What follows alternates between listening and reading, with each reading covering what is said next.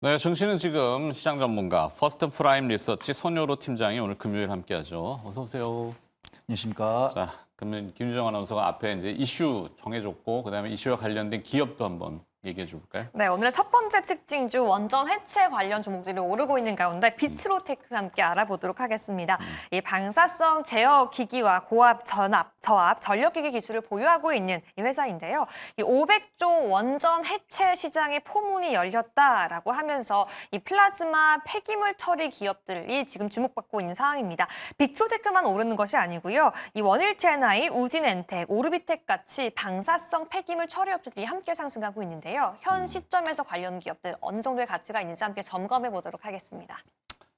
점검해 주시죠, 손효로 팀장님. 실제 그 뭐 쭉 얘기했어요. 그리고 근데 기사 타이틀은 항상 보면 자극성을 좋아하기 때문에 전 세계 500조 시장 우리가 다 먹어. 이건 아니죠. 그건 아닌데 그의 뭐 1%만 가져와도 뭐 대단한 건데 일단 비츠로테크인가요? 네. 비츠로시스가 있고 비츠로테크가 있어요. 네, 오늘은 좀 비츠로테크에 대해서 좀 말씀을 드릴까 싶고, 저도 사실 오늘 원전 관련 이야기를 하신다 그래서 뭐 두산 에너빌리티나 뭐 BHI 이런 쪽을 할 줄 먼저 알았는데, 이제 짓는 거고 네, 이제 오늘은 비츠로테크는 해체? 해체한 네. 쪽인데, 저는 일단 우리나라에서 고리 1호기를 해체한다는 뉴스가 나오면서 낙수 효과를 얻을 거다라고 보고 있는데, 원전 해체 관련 종목들 중에서는 뭐 시가총액도 괜찮고 실질적으로 실적 개선도 이루어지고 있는 종목은 비츠로테크 아닐까 그렇게 판단되고 있고요. 일단 저는 너무 20% 이상 상승세가 보여줬기 때문에 지금 현 위치에서 매수보다는 관망이나 좀 매도 쪽으로 본 다음에 눌림목 공략을 해보는 게 좋다라고 판단합니다. 그다음에 언제나 제가 늘 말씀드리듯이 이 매매라는 것은 기대감이 있어서 결과에서 팔아라 이런 말씀 좀 드리고 싶은데, 이제 방송 전에 이제 유정 아나랑 나눴던 이야기가 제가 뭐 2차 전지나 김유정 아나운서요. 네네. 네, 줄여서 이렇게 부르는군요. 네, 김유정 아나운서랑 이야기했었는데, 참 이게 아쉬운 게 뭐냐면 막 몇 조 단위 이런 것들이 정말 우리한테 기대감을 많이 주지만 그게 실질적으로 우리나라 기업들한테 낙수 효과가 얼마나 올지에 대해서는 조금 냉철하게 봐야 된다라고 좀 말씀을 드리고 싶고요.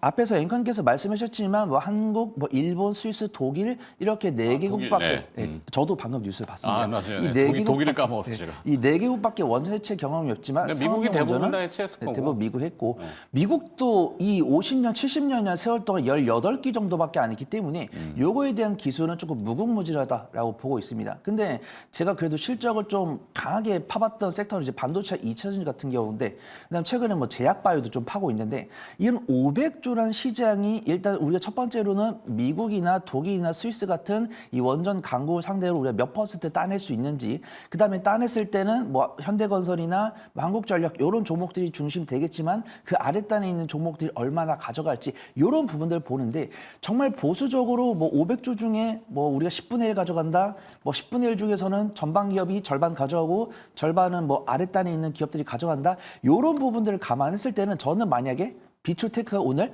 한 3에서 5% 올라갔다, 3에서 5% 올라갔는데 외국이 산다? 이랬을 때는 공략할 그런 갭이 있다라고 판단되고 있지만, 이런 기대감이 이미 20% 넘게 상승을 했고 외국인은 일단 매도를 하고 있으니까 원전 해체를 우리나라가 중심이 돼가지고 가져갈 것은 자명하지만 밸류에이션을 거치기에는 그 이상의 상승분이 현 위치에서 나오고 있는 것이 아닌가, 그렇게 좀 개인적으로 보고 있습니다.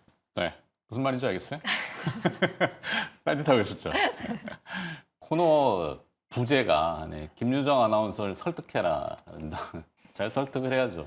사실은 제가 매수 의견을 갖고 왔으면은 굉장히 좀 적극적으로 설득을 해봤을 텐데, 일단 매도 의견이기 때문에 현재 저 같은 이유는 경우는 매도가 뭐라고? 일단 이미 시세가 너무 나와버려서 매도 이미 있고, 시세가. 네, 그다음에 이제 계산기를 두들기려고 해도 제가 물론 뭐 원전을 중점적으로 커버한 애널리스트도 아니고, 네. 지금 이렇게 나오는 시세 중에서 우리나라가 미국을 이길 확률은 얼마다, 그다음에 이 해체당 단가 정확히 얼마다, 이런 것들이 윤곽이 안 나왔기 때문에 유정 아나운서께도 이제 방송 전에 팀장님 이거 시세 뭐 수주 어느 정도 받아갈 거라고 생각을 하죠. 근데 저는 원전을 커버하지 않고 있지만 저 그래도 반도체나 2차 전지나 제약바이오 이런 것들 봤을 때 우리가 뭐 장비값이 얼마면 그중에 원가가 얼마다 요 정도 알고 있고, 그다음 제약바이오로 적용을 해봐도 연간에 뭐 몇 조 팔렸을 때 뭐 로열티랑 마일스톤 비율이 몇 프로다? 그래서 네. 뭐 어떤 게 몇 프로 가져온다? 이런 게 우리가 인식이 있기 때문에 그거를 덧대어서 하는 거지. 원전 같은 경우는 우리가 잘 알지 못하고, 그 전에 뭐 1970년대 아랍에미리트도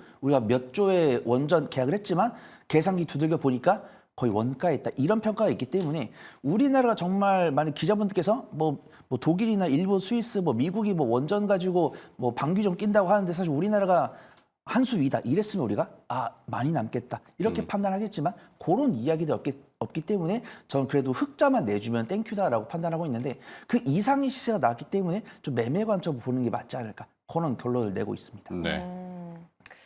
근데- 이란의 핵시설이 타격이 됐잖아요. 네. 그러니까 핵은 그냥 그렇게 보면 돼요. 상식적인 수준에서 이 핵 분열이 늘 말씀드리지만 천천히 이루어지고 그걸 시켜가면서 이루어지고 분열하면서 물론 이제 뭐 가열을 하죠. 물을 데우고 그 물로 이제 발전을 하는 거니까 그게 이제 발전소의 개념이고 이게 급속하게 핵 분열이 빵 되는 게 핵폭탄이란 말이에요. 웃으면서 얘기할 게 아니고. 하여튼 그런 개념이 똑같아서 사실 원전을 해체한다?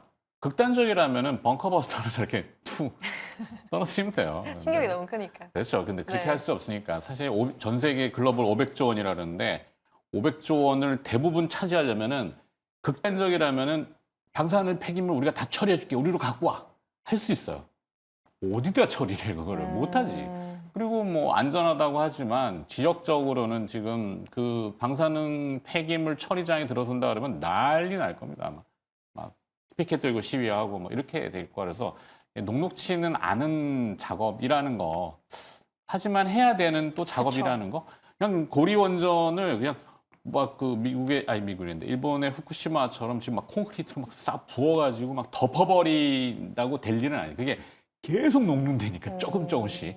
그러니까 물을 계속 갖다 부어야 되고. 뭐 보통 이게 그래. 단순히 고리원전으로 끝나는 게 아니라 2050년까지 IAEA가 얘기한 거에 따르면 600개 원전을 해체해야 한다라고 하더라고요. 그러게요. 네. 우리는 뭐 못하는 게 없기 때문에 할 수 있다.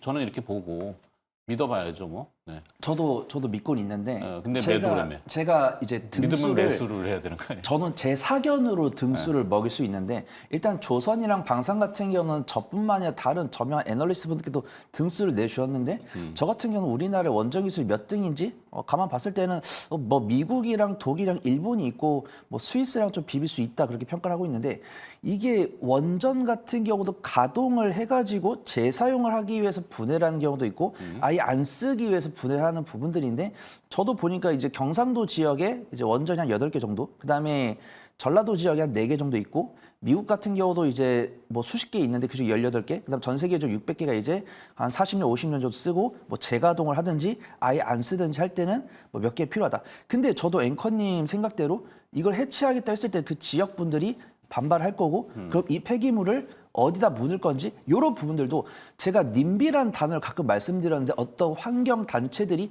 가장 강하게 반발하는 뉴스가 이 원전 관련 뉴스이기 때문에 네. 우린 이걸 해야 된다, 이거 필요하다 이렇게 이야기를 하지만 만약에 그 지역에 사시는 분들께서 정말 사드 이상으로 반발했을 때는 충분히 지연될 수 있다. 그래서 저 같은 경우도 원전도 말씀을 드렸지만 이게 좀 답답한 이야기일 수도 있지만 저는 확인 매매를 하는 타입이라 어떤 시장 규모가 나왔고 이 기술력을 누가 가져갈 거고 요거에 대한 단일 공급 계획이 얼마 정도일 거고 요런 내용이 나오기 전까지는 매매 관점으로 보는 게 맞다라고 판단하고 있고 네. 일간 변동성이 10% 이상 넘게 나왔다고 한다면 매매 관점으로 보는 게 맞다 그렇게 좀 말씀을 드리고 싶습니다. 자, 우리가 상식적으로 생각해보자고요. 원전을 해체한다고 쳐요. 그러면 이제 계획을 세워야 되잖아요. 네. 청사진?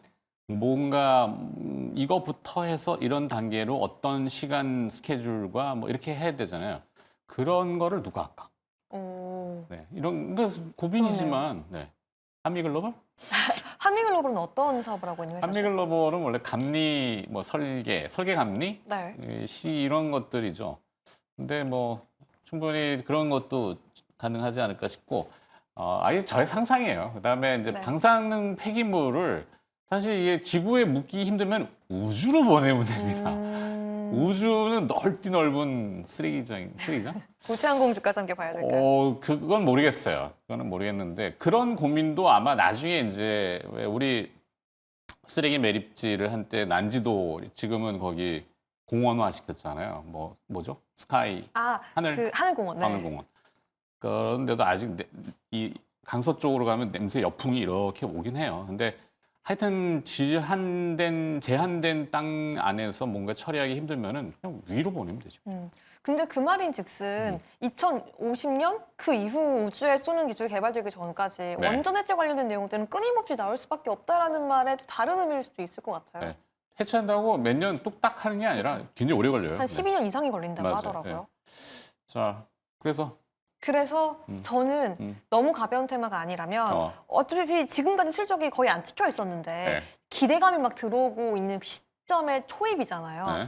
결국 나중에 정말 정확하게 뭘 수주받는지 얼마를 받는지에 대한 내용이 찍힐 거지만 주식이라는 게 기대감의 영향도 굉장히 커가지고 네. 미리 좀 담는 전략이 나쁘지 않지 않을까 이런 생각을 갖고 있긴 그렇죠. 합니다. 대중의 인지도가 어떤 방향을 향할 거냐라는 걸 또 추측해 보는 게 시세를 또 투자하시는 분들의 또 적이니까. 자, 원전 뭐 어떻게 더 가요? 일단 굉장히 동의하는 내용이고요. 일단은 자기 얘기를 해달라니까. 일단 그 확인 매매를 한다라고 말씀을 드리면 시청자분들께서 아니 그때 확인하고 들어가면 늦지 이 사람아 이런 이야기 많이 하십니다. 근데 아무래도 증권 전문가 활동을 하고 있고 두산 에너비티를 가장 선두적인 역할을 봤을 때 두산 에너비티 같은 경우도 퍼도 80이 넘어갔기 때문에 부담스러운 위치 맞습니다. 근데 두산 에너비티를 말씀을 드릴 때도 그렇게 외국인과 기관을 매도를 하면서도 개인 투자분들께서 접근하면서도 우상 기조를 보여주고 있고 음봉일 때 오히려 외국인과 기관의 매수가 들어오는 모습입니다. 그래서 만약에 개인 투자분들이 매도를 하고 있는데 외국인과 기관이 받을 생각이 없다고 한다면 장대 음봉이 나오면서 지지권을 강하게 이탈하겠죠.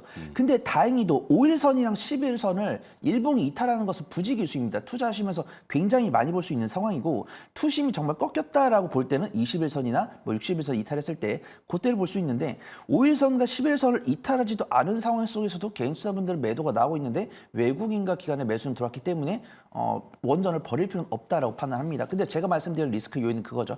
실적 반영 시기가 많이 남았고 이익이 많이 남지 않을 것으로 보이면서도 환경 단체들이 가장 강하게 들어올 것이고 다른 이제 평소 대비해서 바닥 대비 뭐 80% 100% 올라온 상황이고 12개월 선행퍼 주가 수익별도 굉장히 높은 구간으로 가고 있기 때문에 나는 단기적인 관점으로 수익을 원한다라고 했을 때는 원전 괜찮지만 저는 손절 못하고요. 한 2주 한 달 이상 보유해서 안전하게 수익 청산을 종목을 원합니다라고 했을 때는 충분한 다른 대체 섹터도 많다. 그렇게 좀 말씀을 드리고 있습니다. 네. 자, 그럼 원전 해체는 뭐 어차피 뒤에 또 다룰 거고 앞에도 분명히 다뤘을 거고 하루 종일 또 들으실 내용이고 원전 해체 관련 특징주 그래갖고 시세 나오고 있는 거 뭐 이렇게 해야 되는데 그 중에 이제 또 뭐 옥석과 또 새로운 분야 어떤 것들이 또 이제 나오겠죠. 그건 뭐 우리가 건드릴 수 있는 지금 현재로서는 아닌 것 같아서 우리 손여로 팀장이 그래도 좀 전에 말씀하신 다른 쪽 뭐 자기의 선택. 네, 저는 개인적으로 제약바이오 제약바이오? 보고 있습니다. 오늘 뭐 이유는? 알테오젠이나 뭐 유한양행이나 뭐 리가캠바이오 이런 종목들 강세를 보여주고 있는데 저는 좀 중소형주를 보려고 합니다. 오스코텍이라는 종목을 보려고 하고 있고요.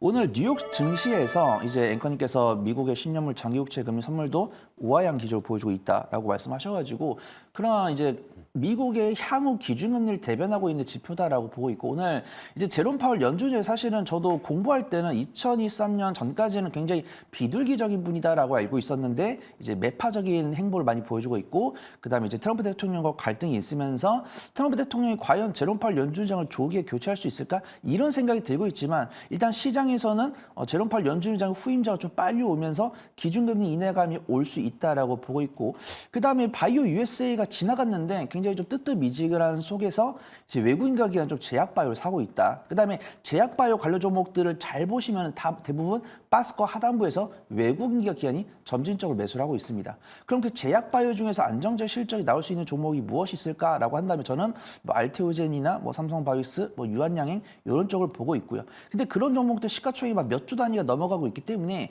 저는 단기적인 수익을 원하지 않습니다라고 하신 분들 그런 종목들 좀 권해드리고 그래도 매일경제TV 보고 있는데 한 1주, 2주 안에 한 15% 먹어야 되지 않겠어요? 라고 했을 때는 저는 오스코텍 좀 보고 있고 일단 유한양행만큼이나 이제 레이저 티닙에 대한 매출로 인해서 실적을 가져가는 종목인데 유한양이 가져가는 실적의 한 5대5 정도를 오스코텍이 나눠 갈 거고 오스코텍이 이제 12개월 선행포가 15 정도 됩니다. 제약바이오가 15다. 이거는 굉장히 저평가다라고 볼 수 있고요. 네. 기술적 분석을 하더라도 지금 기관수 매수 꾸준히 이어지고 있고 오늘 뭐 이제 외국인과 기관이 윈도우 드레싱 한다고 매도를 하고 있는데 그 상황 속에서도 외국인의 순 매수가 들어오고 있으니까 저는 오스코텍 굉장히 유심히 보고 있다. 그렇게 좀 말씀을 드리도록 하겠습니다. 알겠습니다.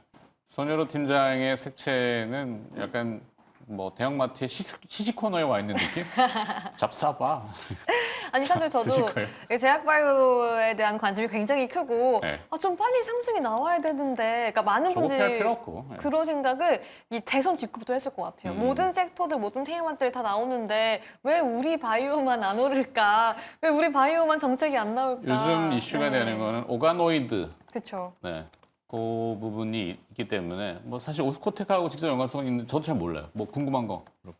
그래서 바이오 관련된 정책 기대감도 가져볼 수 있을까요? 정책. 네, 우선은 국내에서는 정책을 진행을 하겠다고 했었고 제약바이오 같은 경우도 사실 대선 전 10대 정책이 있었거든요. 물론 1번은 이제 뭐 비트코인이나 뭐 신재생 에너지나 이쪽이었고 제약바이오는 8번에서 10번인데 이게 참 투심이 중요하다라고 판단합니다. 제가 앞에서도 바이오 USA 말씀드렸고 미국에서도 생물 보안법을 추진을 했고 이제 하원 표결을 지내고 이제 상원 표결했고 하원으로 가는 상황인데 뉴욕에서 그런 시장이 다가오는데도 투자분들께서 안 사시면은 저는 강하게 말씀 못 드립니다. 그래서 저는 이렇게 시장에서 나온 뉴스들을 정리를 해가지고 이런 뉴스가 나왔는데 외국인과 기관이 제약바이오 살 때가 됐는데 안 사네. 그러면 이제 시청자분들께 말씀을 안 드리는 겁니다. 근데 오늘 제롬 팔 연준의장 후임자가 나올 수 있다는 뉴스, 그다음에 뭐 바이오 US나 뭐 JP 모 헬스케어 컨퍼런스나 이것도 성공적으로 마쳤다라는 소식이 중첩이 됐었고 이런 트리거 뉴스가 나왔을 때 외국인과 기관이 돌변했을 때는 그때는 좀 매수할 관점이 있다라고 보고 있고요. 첫 번째로는 레이저 티니빨 이제 마일스톤 수령 기대감, 그다음에 오스코텍을 검색을 해보시면은 새로운 질병에 대한 임상 기대감, 그다음에 기술 위치 괜찮고 외국인과 기관의 수급이 들어오고 있기 때문에 저는 단기 수익 관점으로 접근하기에는 제약바이오 괜찮고 그 안에서도 오스코텍 괜찮아 보인다. 그렇게 해서 준비를 좀 하게 됐습니다. 알겠습니다. 자, 오스코텍이 좋다고 합니다. 뭐 선택은 자유인데 위치는 나쁘진 않은 것 같고, 그죠? 네. 항상 주가라는 게 또 위치 에너지라는 게 또 중요하기 때문에 그렇죠. 시장 매매 형태로 오늘 또 손일호 팀장의 선택은 오스코텍. 그다음에 이제 할 건지 말 건지는 긍정적으로 봅니다. 왜냐면 제약바이오를 보유하고 있는 사람들 입장에서 저는 꽤 쉬웠거든요. 네. 이제 갈 때가 되었다라는 기대감을 계속 하고 있기 나의 때문에. 순서가 왔구나 이런 네. 거. 괜찮은 아이디어인데 어때? 알겠습니다. 자, 퍼스트 프라임 리서치의 손일호 팀장과 함께 금요일 증시는 지금 들어봤습니다. 고맙습니다. 감사합니다.